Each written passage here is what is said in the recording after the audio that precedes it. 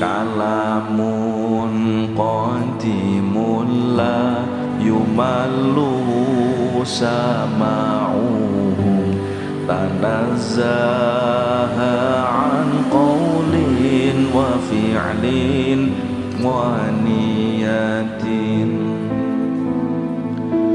Podo sambat podo ngletak podo ngadang tanpa nyawa saparan-paran podo nangis rantuwe bondo tekan sawah tinandur